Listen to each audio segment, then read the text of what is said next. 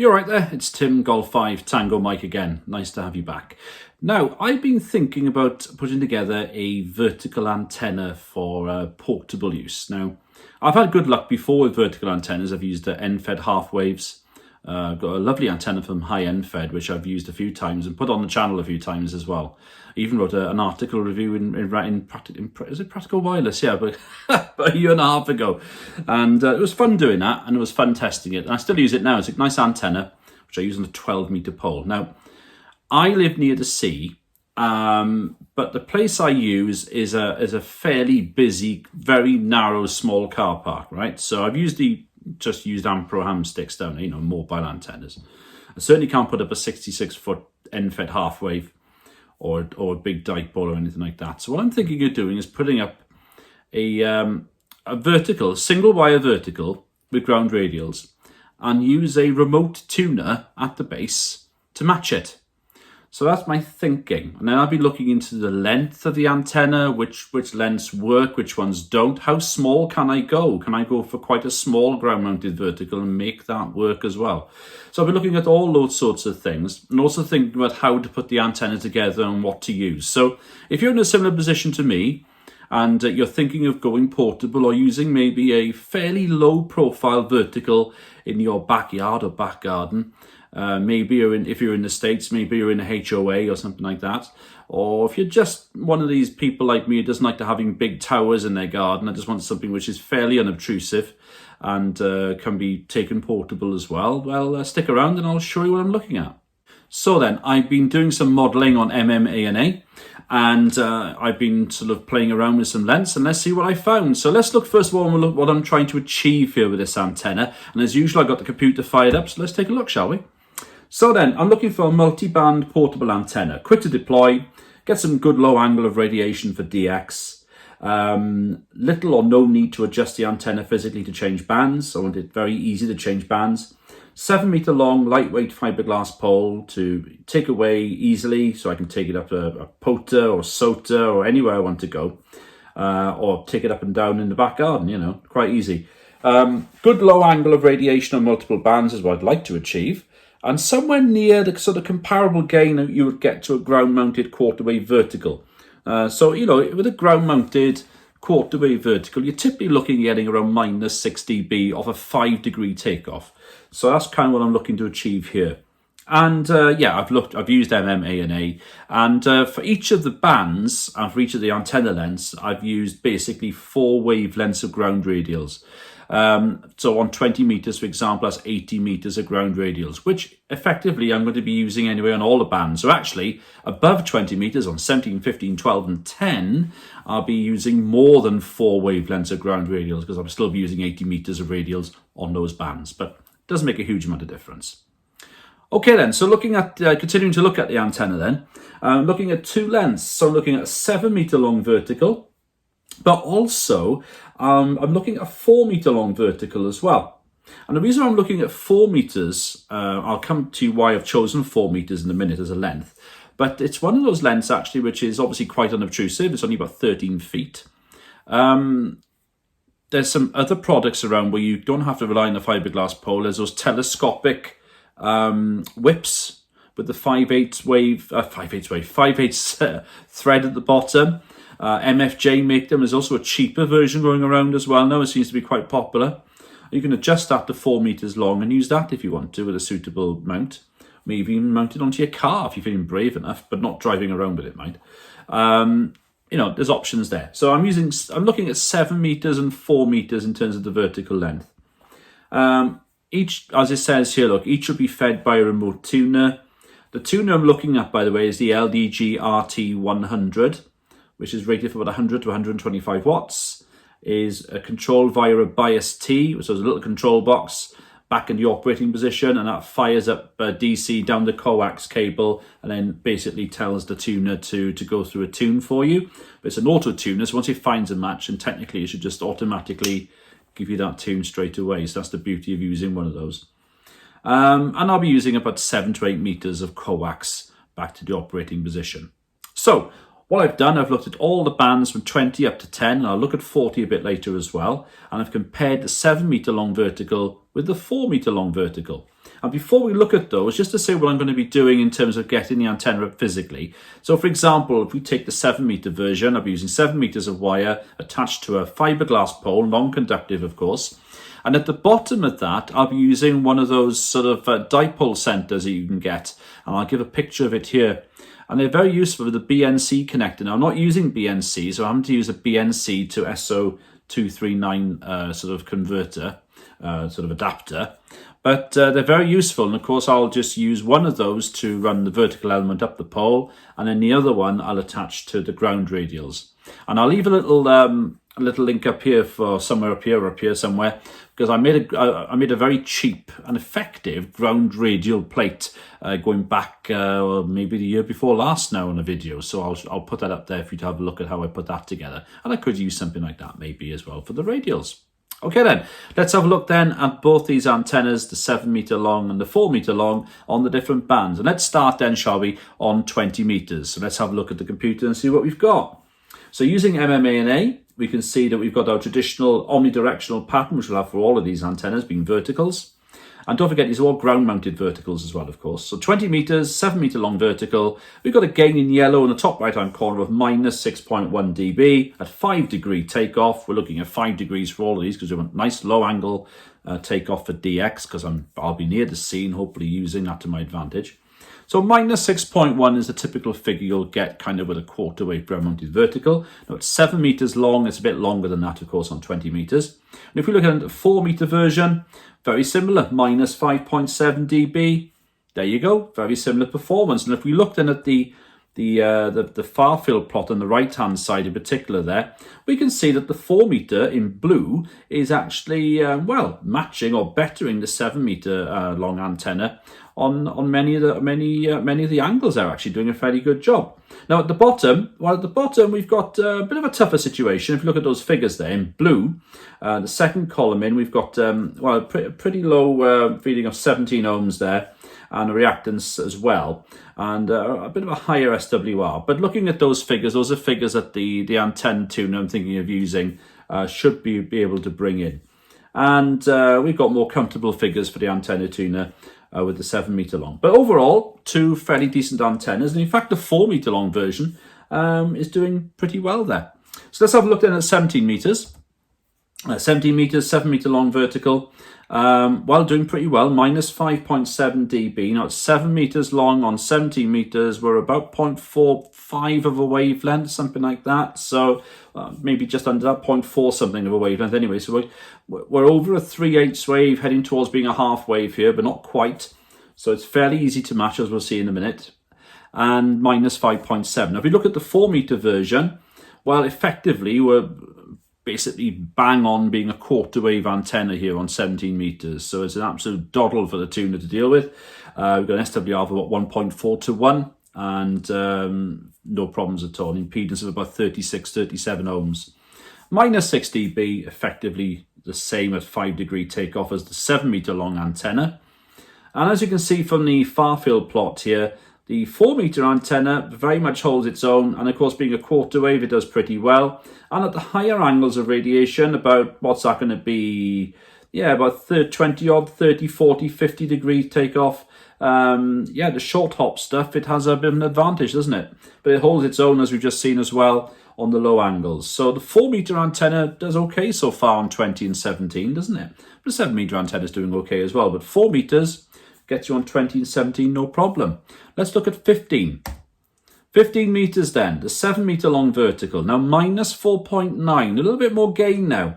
But there is an issue with this, because at 7 metres long, we're effectively now a half wave on 15 metres. And as we'll see here, look, we've got some more challenging figures in terms of the impedance there. And the SWR at 49.1 to 1 is, quite... it stands out, the number 49, because obviously we use 49 to 1 transformers for our end-fed half wave. So that sort of underlines the length of the antenna, really. What you will find, though, even if the tuner struggles to bring that in, and it may well do, if you attach literally, you can do this for any of these bands with very little difference. If you attach literally maybe a 1 or 2 foot long RG213 patch lead, jumper if you like, between that dipole center, which we'll use at the bottom, and the tuner, what you'll find is that effectively there'll be very little in the way of loss of at 0.2 dB, but it will bring in that SWR a little bit for you. There'll be a little bit of loss there, which will bring it in. So actually that might be a useful way to go about it. Now, what I'm proposing to do is to basically negate any use of coax at all and have a double PL259, you see, between that dipole center and the tuner, so it slots right in without any coax. But to be honest with you, I could well, just for sake of ease of use, just use a small 1 or 2 foot run of RG213, and if it helps to bring in 15 meters on the 7 meter vertical, for example, all well and good. So there you go. Looking at the 4 meter version, okay, yeah, we're down by about 1.5 dB on the 7 meter version at 5 degrees. We're looking at minus 6.2, but you know, pretty decent. At 4 meters, we're just a smidgen over a quarter wavelength long on 15 meters there. And if we look at the far field, we can see that the 4 meter version, the blue one there, is just down on the 7 meter version at those low angles at 5 degrees, and then has an advantage over the higher angle stuff. But we probably want that to be, we're running a vertical by the sea. We're really focusing probably and mainly on those low angles for DX. But still, even at, was it minus 6.2, it's still a respectable antenna, isn't it? Let's look at 12 meters now. We see some interesting things happening on 12. Now, looking at the 7 meter long vertical, now we can see at the top, I put there in bold, we've got increased gain, which you can see in yellow there, of minus 3.3, because we're basically near a 5/8 wave long. I think we're about 0.6 of a wave, 0.58, 0.6 of a wavelength long. So we're knocking on a door being a 5/8 wave. And 5/8 wave antennas tend to have some very nice gain. So we've got a nice antenna here now on 12 meters with the 7 meter long version. If we look at the 4 meter long version, which is about a third of a wavelength long, and yeah, we're down to, well, we're still minus 6.1, so it's pretty consistent. The 4 meter long antenna is very consistent at around minus 5 to minus 6 dB. Nothing wrong with it at all. It's holding its own, isn't it, at this length? But we are now, nearly 3 dB down on the 7 meter long version, which, you know, we don't have to sort of give up and go home with a 3 dB light. But at the end of the day, it's half an S unit, and we're just beginning to think we're making a bit of a difference here now. It can sometimes be the difference between making that sort of marginal contact or not. But hey, there you go. Still at minus 6 dB, the 4 meter long version isn't exactly a disaster, is it? Compared to, you know, the quarter wave, which it basically is anyway, just a bit longer than that. And finally, let's have a look then at the 10 meter band. Oh, before we do, sorry, I beg your pardon. Let's have a look at the far field plot. And yeah, we can see there, look in red, that the 7 meter long vertical does have now a bit of an advantage at those low angles. And yeah, there we are. So yeah, it's basically almost a 5/8 wave. So there you go. Now we will look at 10 meters. 7 meter long vertical on 10 meters. Look at the gain there now, minus 1.9 dB. We're another 1.5 dB better off than than on being on the 12 meter band here. And again, at 7 meters, we're between a 5/8 and a 3/4 wave. So, you know, we should see some good gain, and we are. And if we compare that to the 4 meter long vertical, minus 5.9, not a disaster, but we are now about 4 dB worse off at 5 degrees off the horizon than our 7 meter long vertical.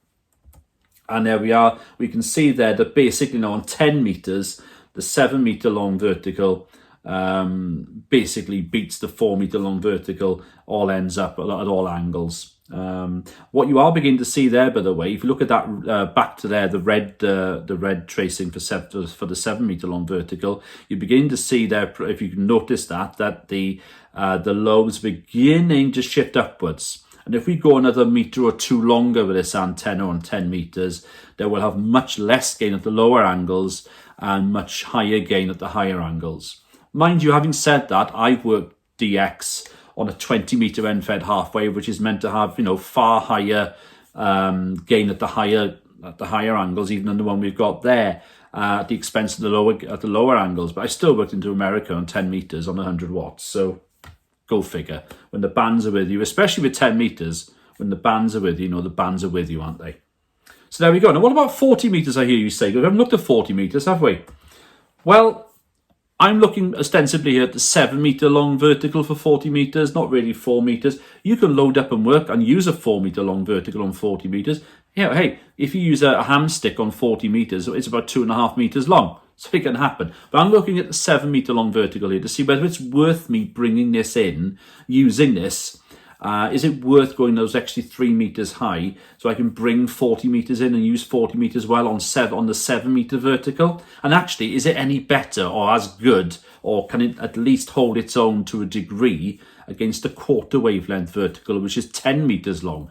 That's on 40 metres, of course. Let's have a look here what I've got up on the screen. So at the 7 metre vertical on the left-hand side, at 5 degrees off the horizon, has a gain of minus 5 dB. The quarter wave vertical, which is 10 metres long on the right-hand side there, has gain of minus 5.4. So at first glance, the 7 metre vertical is doing very well, isn't it? And if we look back here again, the far field plot, the 7 metre vertical is in black, the quarter wave is in red.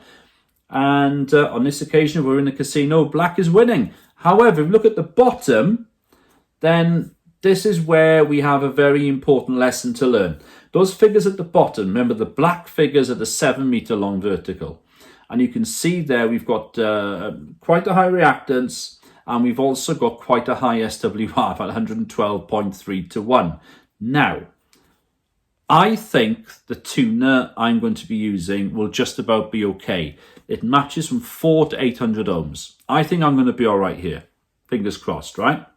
Now, if that's the case, that's great, because if you tune at the feed point, you're not really going to lose a lot in terms of, you're going to use a bit in terms of the tuner itself. There'll be some heat there, but generally the tuner will cope with that.